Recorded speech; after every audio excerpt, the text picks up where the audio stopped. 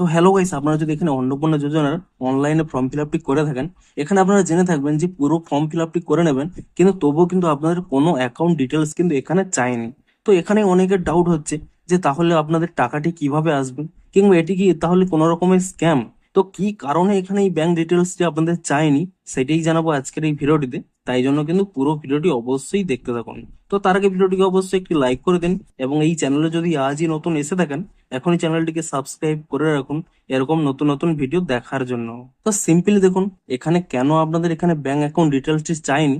Bank account details তখনই চাই যখন কি হয়, আপনার ফর্মে যেই অ্যাকাউন্ট নাম্বারটি দেন সেই অ্যাকাউন্ট নাম্বারে যদি টাকাটি সেন্ড করে, সেক্ষেত্রে কিন্তু এখানে ফর্মে আপনাদের অ্যাকাউন্ট ডিটেলসটি চায়। কিন্তু এবারে কি হবে, অন্নপূর্ণা যোজনার ক্ষেত্রে কিন্তু সরকার স্পষ্টভাবেই জানিয়ে দিয়েছে যে আপনাদের টাকাটা কিন্তু ডিবিটির মাধ্যমে আসবে, অর্থাৎ ডিরেক্ট বেনিফিট ট্রান্সফার।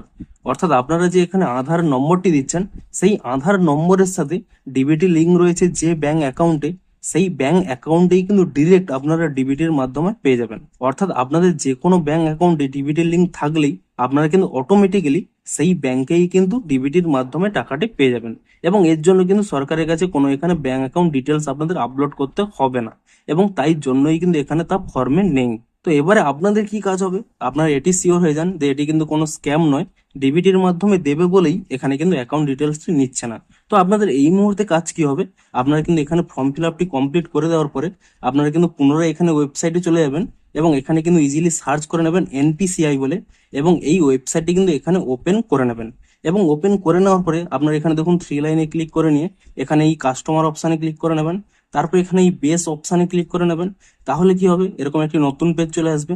এখানে দেখুন আপনার এই অ্যাকাউন্ট ডিটেলস কিংবা আধার ম্যাপ স্ট্যাটাস, এই দুটি অপশানের যে কোনো একটি অপশান এখানে ক্লিক করে নেবেন। তারপরে আপনাদের এখানে আধার নম্বর এবং ক্যাপচা দিয়ে আপনারা কিন্তু এখানে চেক স্ট্যাটাসটি করে চেক করে নেবেন যে আপনাদের কোন ব্যাংক অ্যাকাউন্টে ডিবিটি লিঙ্কটি রয়েছে।